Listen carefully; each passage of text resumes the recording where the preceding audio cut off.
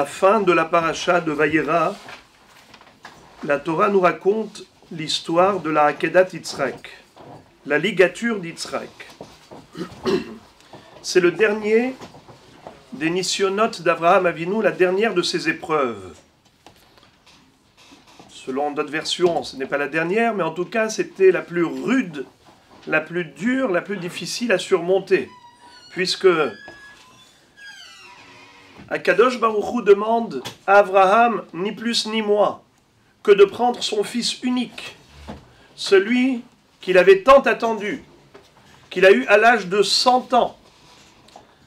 Abraham, à l'âge de 137 ans, il s'entend dire par Akadosh Baruch Hu, Karna et bincha et yehidecha asher ahavta et Yitzhak, ve'alehu li le'ola al-had ha'arim asher omar elecha. Prends ton fils unique, celui que tu as aimé, et monte-le comme holocauste. Pourquoi est-ce qu'Akadosh Baruch Hu avait besoin de préciser et bincha, et yehidecha, asher ahavta et Yitzhak. 4 qualificatifs pour finalement dire que c'est Yitzhak. Eh bien, dis-lui tout simplement, prends Yitzhak et monte-le comme holocauste. Quand il lui a dit, prends ton fils, il lui a dit, mais j'ai 2 enfants, Yitzhak et Ishmaël. Il lui a dit, oui, non, mais ton fils unique, Yehidecha. Il lui a dit, mais les 2, ils sont uniques. Ze yahid le imo, ve ze yahid le imo. Chacun est unique pour sa mère. J'ai 2 femmes, Sarah et Hagar, 2 enfants, il est yahid pour chacun est yahid pour sa mère. Alors il lui a dit, alors celui que tu as aimé, Asher Ahavta. Il dit, maître du monde, est-ce qu'il y a des frontières dans les entrailles? On aime un peu plus le côté gauche que le côté droit, mais ces 2 enfants sont le fruit de mes entrailles. Donc je les aime à égalité. Alors là il lui dit, alors à Yitzhak, je te précise de qui il s'agit. C'est Yitzhak. Il avait 137 ans quand il a le devoir de prendre Yitzhak et de le sacrifier, de le monter comme holocauste. Il va dire à Yitzhak, viens avec moi. On va aller faire un sacrifice à Kadosh Baruch Hu. Yitzhak lui dit, mais papa, voilà qu'on a le bois pour le bûcher, on a le couteau, on a le feu, on a tout ce qu'il faut pour le korban. Mais où est l'agneau? Où est la bête qui va être sacrifiée? Où est le sacrifice lui-même? Alors il lui dit, Elohim ir elo et ase le'ola beni. Là il lui glisse le message, il lui fait l'allusion nécessaire. Il lui dit, Dieu va se choisir comme holocauste l'agneau mon fils. Comme pour dire, l'agneau sera mon fils.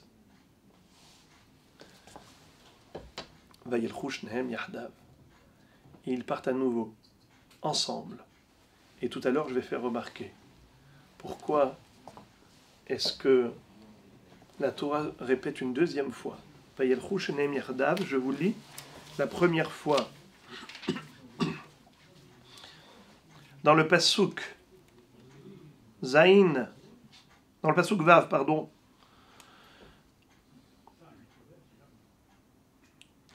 Pasuk Vav. Vaikach Avram et Tatsea Ola vayasem al Yitzhak beno vaikach beyado et ha'esh v'ta'machelet vayilchu shenehem yardav. Ils sont partis tous les 2 ensemble. Ensuite, vayomer Avram Elokim ir elo aseh le'ola beni vayilchu shenehem yardav. Ils sont partis ensemble tous les 2. On l'a déjà dit. On verra tout à l'heure ce que dit Rashi là-dessus. Suite de l'histoire. Yitzhak et Avram vont tous les 2 vers un endroit inconnu, celui que Akadosh Baruch Hu va leur indiquer. Et en effet, c'est le 3e jour. Vaïssa bayom ashlishi, vaïssa Avram et Ena, vayar et amakom merachok. Avram voit l'endroit de loin. Cet endroit, il sait que c'est ce lieu que Akadosh Baruch Hu a choisi. Comment il le sait? Que c'est le Har HaMoriah. Parce que il voit ici, Anan Kashur Bahar. Rashi dit qu'il a vu une nuée de gloire suspendue au sommet de la montagne. Il a compris que c'était le lieu choisi par Akadosh Baruch Hu pour ce sacrifice. Ils y vont. Avram dit à Ishmaël et à Eliezer qui étaient les accompagnateurs, est-ce que vous voyez quelque chose là-haut, au sommet de la montagne?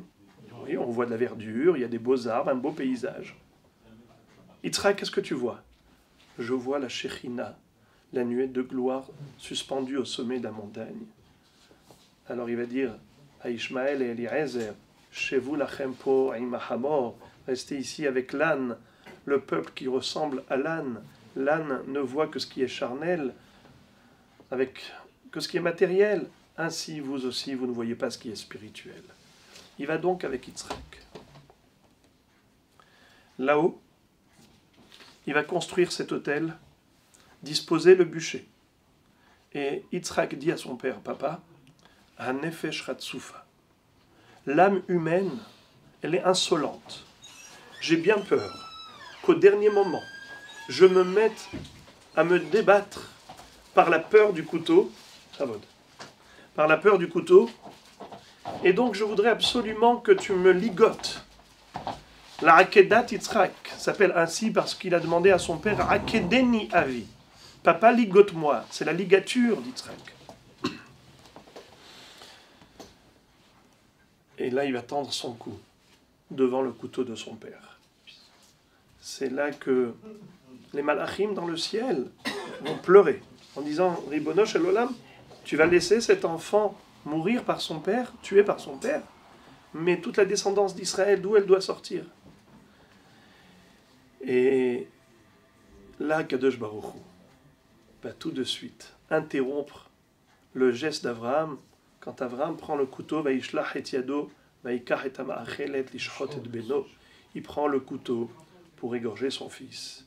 Et Hachem lui est apparu en disant Abraham, Abraham, Abraham, Abraham, al tishlach yadecha el an-nar ve'al ta'as lo me'uma.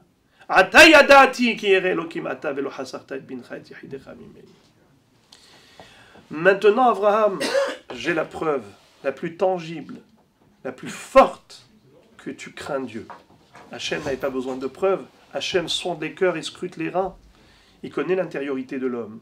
Mais Hachem voulait, premièrement, démontrer ça à tous les peuples, à toutes les nations du monde. Ne vous étonnez pas si je prends Abraham en affection avec sa descendance. Il le mérite tout à fait. Mais en plus, nous explique le Ramban, c'est que les épreuves permettent à l'homme de mettre son potentiel en évidence. C'est bien beau d'avoir des bons sentiments, mais il faut que ce soit des actes concrets. Ça ne suffit pas l'amour, mais il faut des preuves d'amour. Là, Avraham Avinu se retourne et il voit un bélier dont les cornes s'entremêlent dans les branches de l'arbre. Il a compris que c'était la volonté divine de sacrifier ce bélier. Il va le prendre et le sacrifier sur l'autel. Et la Torah va dire Vayakrev et ta'aïl tahad beno. Il a sacrifié le bélier à la place de son fils. Akadosh Baruch Hu envoie un ange pour une deuxième fois. Et cette fois-ci, il arrive et il lui accorde une série de bénédictions à profusion. Il lui dit, ta descendance sera comme les étoiles dans le ciel, et aussi nombreux que le sable de la mer. Je vous lis. Ki barech avarechecha beharba arbe et zaracha kechorve hashamayim vechachol asher al sefat hayam veirash zaracha et sha'ar oiva v'yitbarechu bezaracha kol goye haaretz ekev asher shama'ata bekoli. Et là, Avraham Avinu, donc, il va demander à Kadosh Baruch Hu de bien vouloir prendre en considération cet acte pour sauver et protéger et préserver sa descendance à jamais. Et en effet, le Ramban nous explique que quand Dieu lui dit « ta descendance sera comme le sable de la mer et les étoiles du ciel », c'était une assurance pour la pérennité d'Israël. Hachem lui garantit l'éternité du peuple juif en disant qu'aucune faute ne pourra entraîner l'extermination d'Israël. Même si Am Israël, chas v'shalom, s'écarte et s'éloigne de la Torah, aucune faute ne pourra engendrer un décret d'extermination du peuple juif. Grâce à quoi? Grâce à la Akedat Yitzhak. Voilà, Moré Rabotai, succinctement, le récit que vous connaissez tous de la Akedat Yitzhak. On va poser maintenant 4 questions. Ensuite, donner une réponse, Be'ezrat Hashem. Premièrement, ce qu'il faut essayer de comprendre, c'est l'ampleur du mérite de cette opération, de cet exploit. Certes, Akadosh Baruch Hu, Bevadai, qu'il considère que ce qu'a fait Avraham Avinu, c'est extraordinaire. Mais de là, à garantir à Avraham que plus jamais aucun danger ne pourra menacer l'existence de sa descendance. Israël sera le peuple éternel. Vegam netzach Israël lo yeshaker. Grâce à quoi? Grâce à la Akedah. Lorsqu'il a pris le couteau, la Torah ne dit pas Vaikar et sakin. Pourtant, le couteau en hébreu s'appelle sakin. On l'appelle ma'achelet. Que veut dire ma'achelet? Ma'achelet, ça veut dire faire manger, nourrir, donner à manger. Ochel, c'est manger. Ma'achil, c'est faire manger. Le couteau s'appelle ici ma'achelet. Faire manger, qu'est-ce que c'est que ce qualificatif? En fait, c'est une définition de ce que constitue la Akedat Yitzhak. Hachem nous fait manger le mérite de la Akedat Yitzhak dans toutes les générations. On est nourri, on vit et on survit grâce à cette Akedah. C'est le secret de la survie d'Israël. Ma'achelet. Qu'est-ce qu'on demande à Rosh Hashanah? Quand on demande à Kshborou de nous inscrire sur le livre de la vie. Va'akedat Yitzhak hayom lezarot tizkor. On te demande une chose. Souviens-toi de la Akedah d'Yitzhak Avinu, quand son père, notre patriarche, notre ancêtre, a été d'accord de prendre son fils unique et de sacrifier pour accomplir ta volonté. Hachem, pour cette raison, tu dois nous inscrire sur le livre de la vie. Akshborou nous demande de sonner à Rosh Hashanah avec le shofar du Haïl.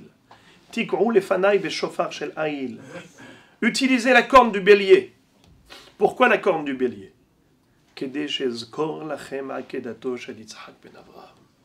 Parce que, après la Akedah, Avraham a dû prendre un bélier qu'il a offert à la place d'Yitzhak. Eh bien, c'est ce bélier-là qui est la corne de bélier que l'on sonne en tant que chauffard. Quand on prend le chauffard, c'est une corne de bélier et qui évoque notre mérite de la Akedat Yitzhak. Il y a même un pasouk dans le Navi qui dit Dieu nous fait vivre par les 2 jours et le 3e jour, on ressuscitera et on vivra éternellement devant lui. Qu'est-ce que c'est? Quel est le sens de ce pasouk? Le Gaon de Vilna explique. Il y a eu 2 jours de voyage d'Avraham Avinu avec son fils Yitzhak pour aller vers le mont Moria pour la Akedat Yitzhak. Yomaim. Quand est-ce qu'il a vu le lieu apte et approprié pour cette Akedah? Le 3e jour. Bayom hashelishi. Vaïssa Avraham et Einav. Alors, qu'est-ce qu'il a fait pendant les 2 premiers jours? Il s'est préparé à la mitzvah. Qu'est-ce qu'il a fait le 3e jour? La mitzvah. Le Gaon de Vilna nous explique que la mitzvah elle-même de la Akedat Yitzhak, elle est tellement importante que Dieu ne peut pas nous récompenser dans ce monde. Cette mitzvah, c'est gardé et réservé pour l'éternité. Après la résurrection, Akshborou nous réserve la récompense de la Akedat Yitzhak. Alors, de quoi nous bénéficions chaque Rosh Hashanah? Qu'est-ce qu'on nous demande à Dieu? Qu'est-ce qu'on demande à Kadosh Baruch Hu quand on lui dit « Souviens-toi de la Akedah » Ce n'est pas de la Akedah elle-même, mais des 2 jours de préparation à la mitzvah. Quand Avraham et Yitzhak prennent le bûcher dans la main, prennent le couteau dans la main, et ils se mettent à marcher pour aller vers le lieu du sacrifice, cette préparation à la mitzvah, tous ces efforts investis, c'est tellement important que ne serait-ce que cela suffit pour nous faire mériter Be'ezrat Hashem, l'éternité d'Israël dans ce monde, et que aucun ennemi ne pourra mettre à bout Israël. Jamais. Il ne pourra jamais arriver à bout. Mais la Akedat Yitzhak elle-même, je nous réserve ça pour après la résurrection. Alors c'est là ma question. Quelle est la spécificité de la Akedat Yitzhak pour que ça devienne une source de mérite éternel, mais même plus que ça? C'est que d'après Nachmanide Ramban, à la fin de Parashat Vayera, il dit dans ces mots Vezo havtaha bageula ha'atida lanu veiftiho shelo yichale shum chet et zaro. Akadosh Baruch Hu a promis à Abraham qu'aucune faute ne pourra entraîner une décision de la part de Dieu d'exterminer Israël, et par conséquent, nous sommes sûrs que si Dieu nous a promis la rédemption finale, elle surviendra un jour. On est certain, grâce à la Akedat Yitzhak. Alors ma question, elle est très simple. Mais si Am Israël faute à tel point de s'éloigner Chas v'Shalom de Dieu complètement, comment la Akedat Yitzhak va faire que, malgré tout, Israël survivra malgré les dangers qui le menacent? S'il a fauté et qu'il mérite, pourquoi est-ce que Akadosh Baruch Hu le favorise grâce à la Akedat Yitzhak? En quoi la Akedat Yitzhak devient un passe-droit, en quelque sorte? C'est étonnant. C'est la garantie du Mohed du Soleil. Deuxième question. Est-ce que la Akedat Yitzhak, c'était la seule Akedah qu'Israël a connue? Sachez que malheureusement, l'histoire du peuple juif est parsemée de taches de sang, de larmes. Combien on a essayé de nous éloigner de la Torah? Combien de gens qui n'ont pas supporté notre identité juive, qui ont voulu nous forcer, nous contraindre à accepter d'autres cultures, à nous déraciner du judaïsme? Est-ce que quelqu'un a réussi? Non. Combien d'histoires d'héroïsme on raconte de nos ancêtres qui ont été capables de se laisser jeter dans des fournaises ardentes, de danser dans les flammes en chantant Shema Israël, Hashem Elokeinu Hashem Echad, Aleinu leshabeach la Adon Hakol, latet gedula liyotzer bereshit. Ils ne se sont pas laissés intimider. Donc il y a eu des Akedot, et ô combien. Pourquoi seule la Akedat Yitzhak est mise en valeur, plus que toutes les autres Akedah? Encore une question.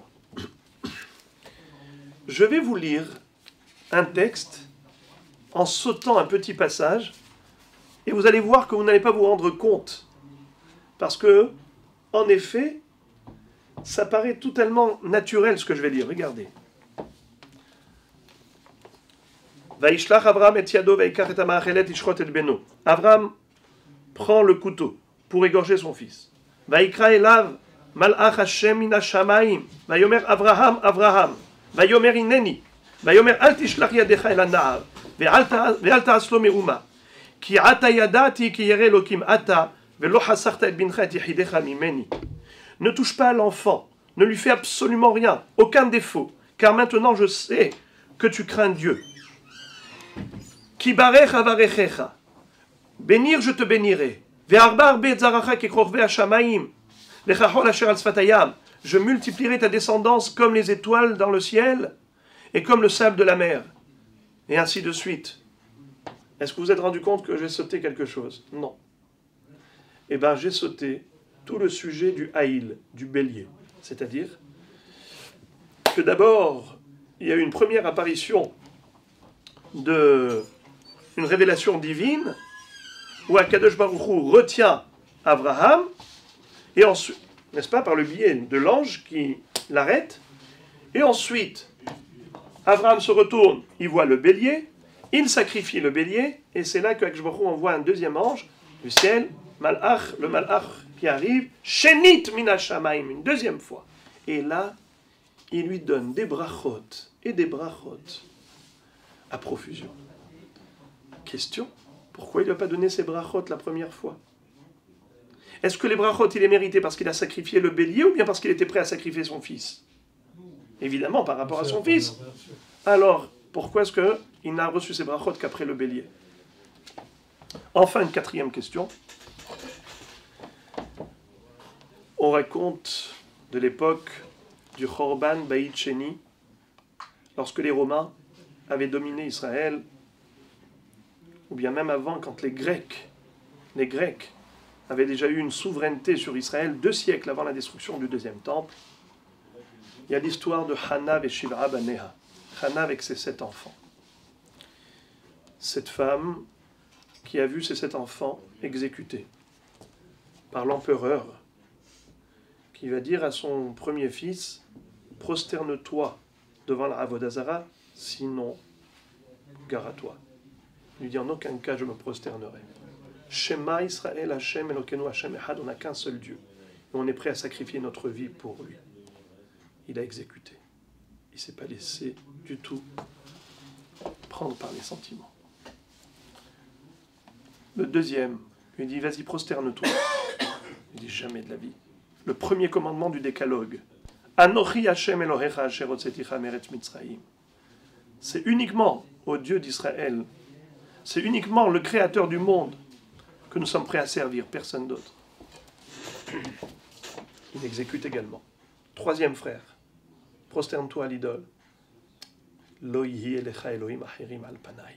Deuxième commandement du décalogue, tu ne voueras aucun culte à aucune idole et tu ne dois pas reconnaître quiconque d'autre que moi, créateur du monde, dit Hachem. Lo yihi elecha Elohim achirim al panai. Lui aussi se fait exécuter. Et comme ça, à tour de rôle, les 6 enfants. Arrive le 7e, il était tout petit, il avait à peine 2 ans et demi. Et sa mère, l'empereur lui dit, écoute, j'ai pitié de toi, j'ai pas envie de te tuer. Je vais jeter la bague, tu vas la ramasser. Mon sceau, tu vas le ramasser. En le ramassant, les ministres de la cour royale vont croire que finalement, tu t'es soumis à la volonté du roi et tu t'es prosterné devant moi, devant l'idole. Au moins, tu auras la vie sauve. J'ai pitié de toi, je ne veux pas te tuer, petit enfant. La mère qui dit au roi, Sa Majesté, puis-je m'adresser à mon fils, lui parler, lui dire quelques mots? Le roi était sûr que la mère allait convaincre son fils à bien vouloir se prosterner. Et donc il lui donne évidemment l'autorisation. Elle le prend de côté, elle lui dit, mon cher fils, c'est vrai que tu es jeune. Tu n'as pas la possibilité de comprendre l'importance du Kiddush Hashem. Mais prends exemple sur tes grands frères. La vie nous a été donnée que pour sanctifier Dieu. Le servir. Je t'en prie, sois fort et courageux.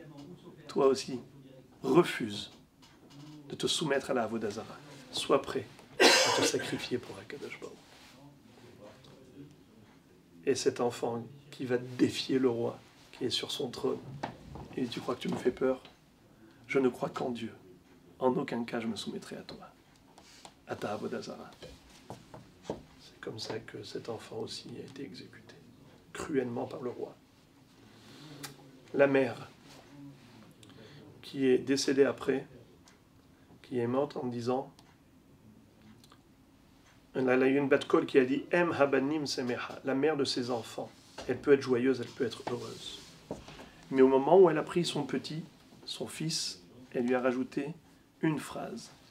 Elle lui a dit mon fils, sache que ton âme montera au Gan Eden, j'en ai aucun doute.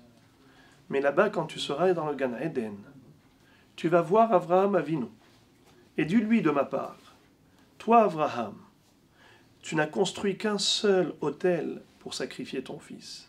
Mais moi, j'en ai sacrifié 7.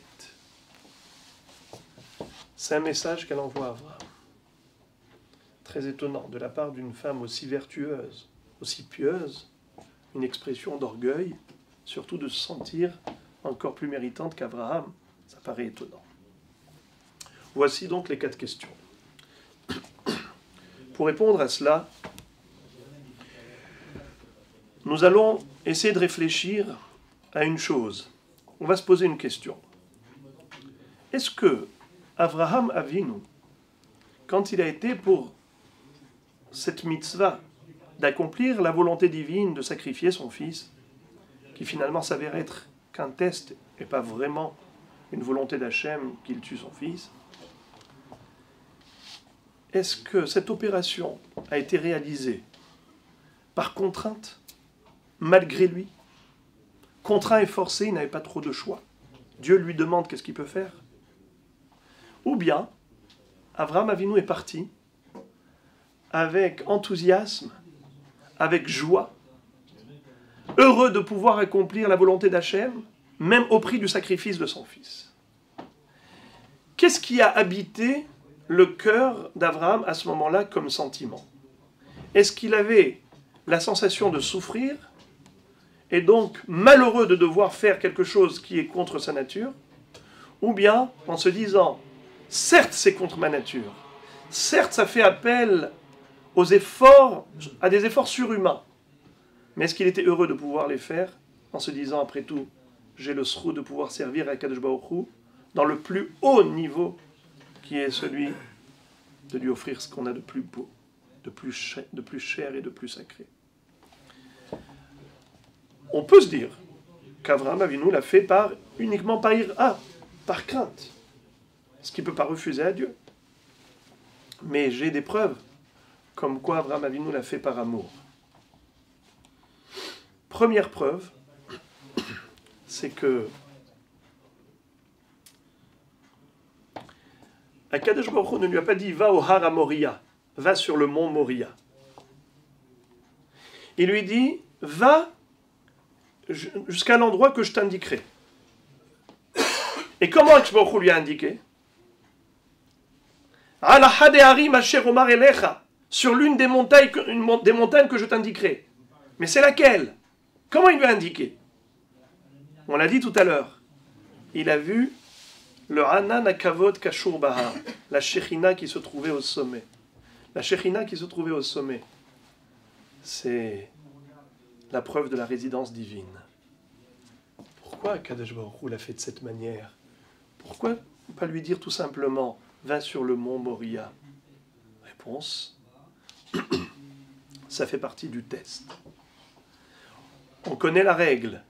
En ha-Shekhinah shora ela mitor simcha shel mitzvah. Un homme ne peut avoir l'inspiration prophétique que s'il est joyeux. Akadosh Baruch Hu voulait la preuve qu'Avraham Avinu est heureux de faire cette mitzvah, au point d'arriver au niveau de la prophétie, de percevoir la vision de la Shekhinah au sommet de la montagne, parce qu'il est tellement heureux, tellement joyeux, qu'il en est capable de cette prophétie, de cette vision prophétique. Même dans ces conditions.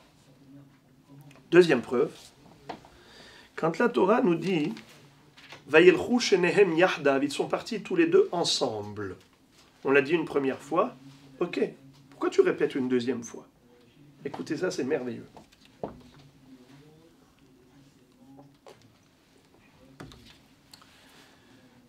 Est-ce qu'on ne pouvait pas comprendre tous seuls qu'ils sont partis ensemble? Mais si Abraham doit sacrifier Yitzhak, donc ils sont forcément ensemble. Même la première fois, ce n'était pas nécessaire de l'écrire. Vayelchu shenehem yahdav. Rachid expliquait. Vayelchu shenehem yahdav. Abraham she'aya yodea she'olech lishchot et beno, haya olech beratzon vesimcha ki Yitzhak shelo yamargish badavar. Abraham qui savait, qui connaissait le plan divin, il savait qu'il devait sacrifier son fils. Il allait avec autant de simra que Yitzhak qui ignorait qu'il allait être lui-même le sacrifice. Puisqu'à un moment donné, il va dire « Papa, mais on a tout. Où est l'agneau ?» Aïe, accélérola. Donc il ne savait pas que c'était lui. S'il ne savait pas que c'était lui, il pensait que c'était un agneau. S'il pensait que c'était un agneau, donc il allait avec toute la joie et toute la simra. On va aller faire un sacrifice superbe. Il est tout joyeux, Yitzhak, à ce moment-là, parce qu'il ne sait pas que c'est lui qui est concerné. Et la Torah, qu'est-ce qu'elle dit? Ils sont partis ensemble. Que veut dire ensemble? Ils sont évidemment ensemble. Ensemble au niveau des sentiments. Avraham, qui savait qu'il devait sacrifier son fils, avait le même sentiment de bonheur, de joie et d'enthousiasme que Yitzhak, qui ignorait que c'était lui-même le Korban. Voilà pourquoi c'est écrit la première fois Yardav. Pourquoi c'est écrit la deuxième fois Yardav? La deuxième fois Yardav, c'est lorsqu'Avraham a révélé à Yitzhak que c'est lui qui allait être le Korban. on pouvait imaginer que Yitzhak, à ce moment-là, baf, il se dégonfle. Il baisse les bras. Il perd toute l'énergie. Eh ben non! Il continue avec autant de zèle et de dynamisme, comme son père. On avait déjà vu que son père était sa mère. Eh ben, il est encore dans la même simha que son père, bien qu'il venait de découvrir, d'une seconde à l'autre, que c'était lui qui allait être sacrifié. Donc nous avons deux preuves qu'Abraham et Yitzhak sont partis avec une simha et une ahava d'Akadosh Baruch Hu. Et c'est là que je vais expliquer la différence entre une avodat Hashem et ahava et avodat Hashem meira. Servir Dieu par crainte ou par amour, à quel niveau la différence se ressent? La différence sera remarquée et mesurée dans la descendance chez les enfants. C'est-à-dire, les enfants héritent de la nature de leurs parents. Les enfants ne sont rien d'autre qu'une partie de leurs parents. Donc il y a une partie de leurs parents en eux. La nature que nous avons, eh bien, on a hérité de nos ancêtres. Si quelqu'un n'aime pas quelque chose, et malgré tout il le fait malgré lui, est-ce qu'on peut dire que ça relève de sa nature de faire cette chose? Non. C'est une pression de l'extérieur qui lui fait faire la chose. On ne peut pas dire que c'est sa nature, que c'est de sa nature que ça fait partie de son fort intérieur, de son être, de sa nature. Pas du tout. Il le fait malgré lui. Mais quelqu'un qui aime une chose, et il fait la chose parce qu'il est joyeux, parce qu'il est content, parce qu'il est attiré par cette chose.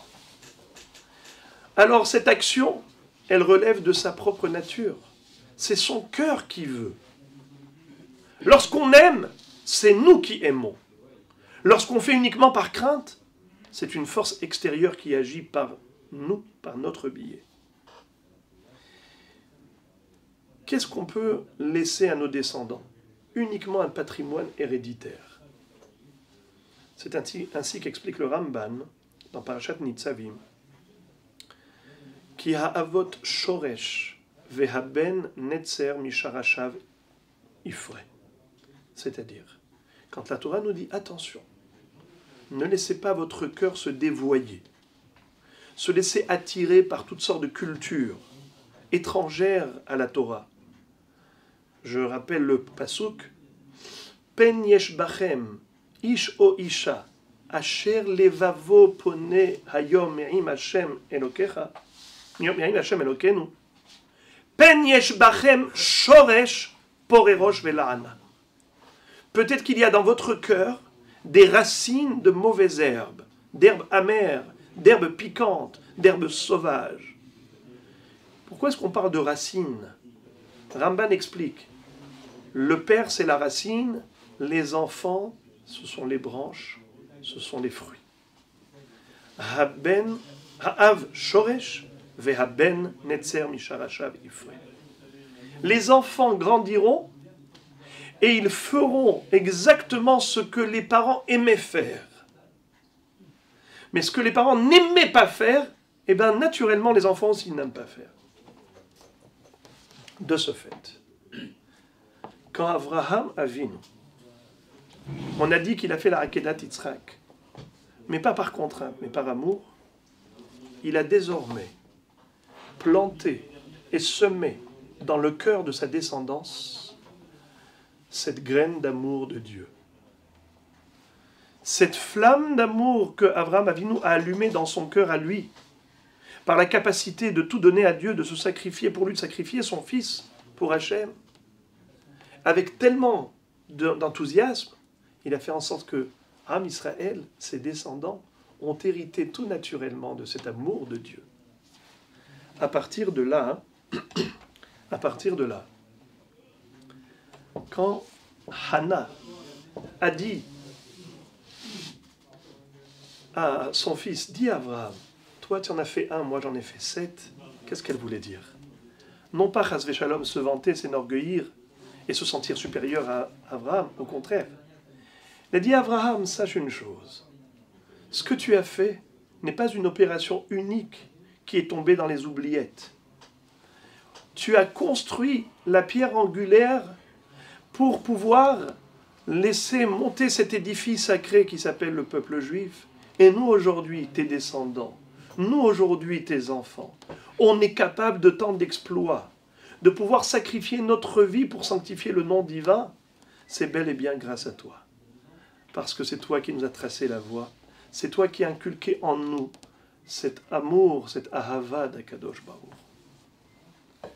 Donc s'il y a eu durant toutes les générations des gens qui en effet ont dansé dans les flammes en proclamant Alenu le Shabbeya Heshemar Israël Hashem Elokeinu Hashem Echad, c'est parce qu'on a hérité ça de la force d'Abraham, de cet amour qu'il a su exprimer à Dieu.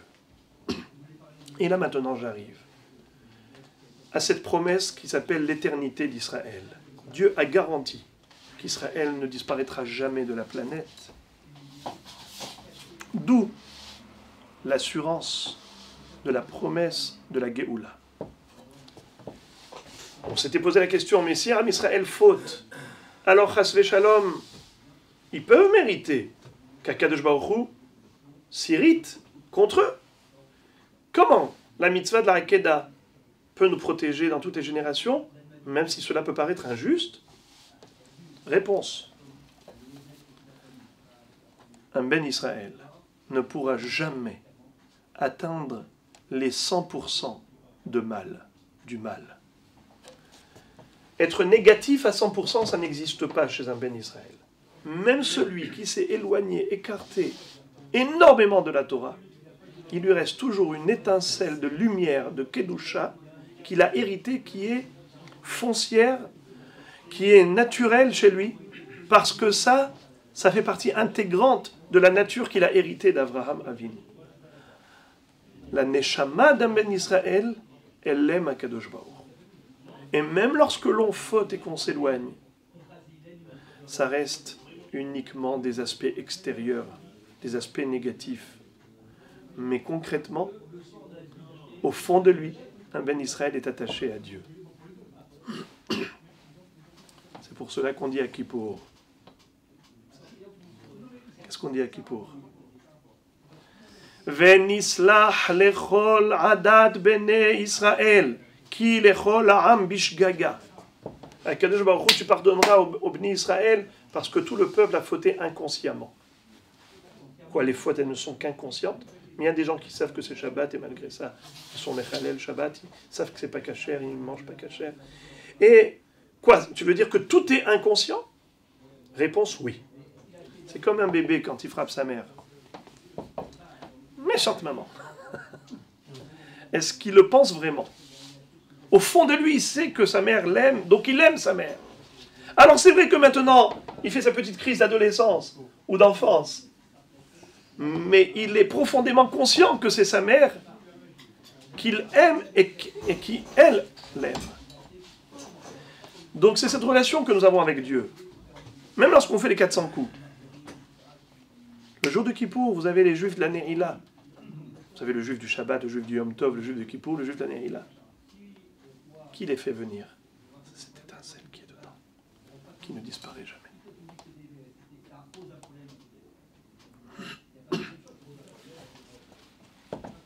C'est pour cela qu'on sonne le chauffard de Haïl. Et maintenant, j'arrive à cette notion du bélier. On a posé la question, mais pourquoi le bélier? Quelle est l'importance du bélier? Rashi dit que lorsque Abraham a offert le bélier, il est écrit Vaikach et Haïl, Vayarleu lerola tahat beno.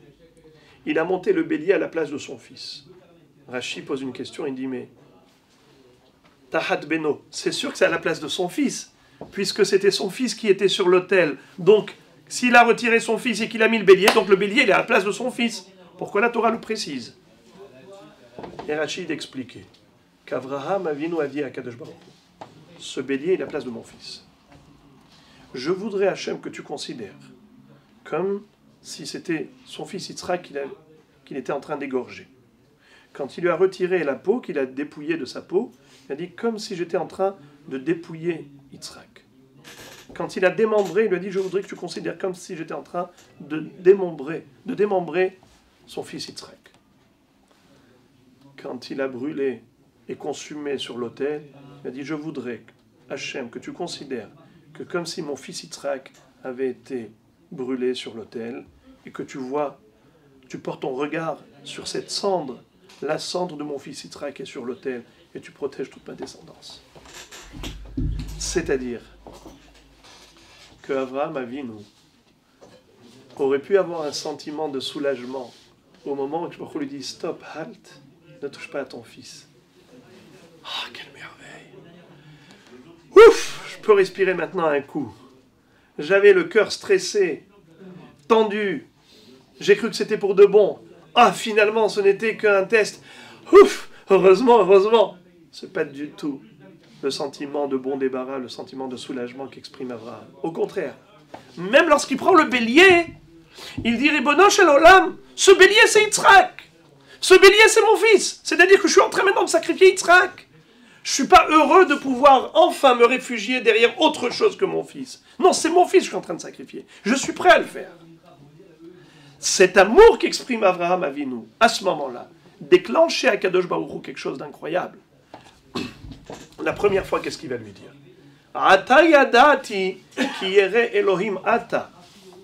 Maintenant, je sais que tu es craignant Dieu. Tu crains Dieu. Et là, on ne parle pas de brachot. Là, on ne parle pas de l'éternité d'Israël. Quand est-ce que le malach revient une deuxième fois avec ses brachot à profusion? C'est après le sacrifice du bélier.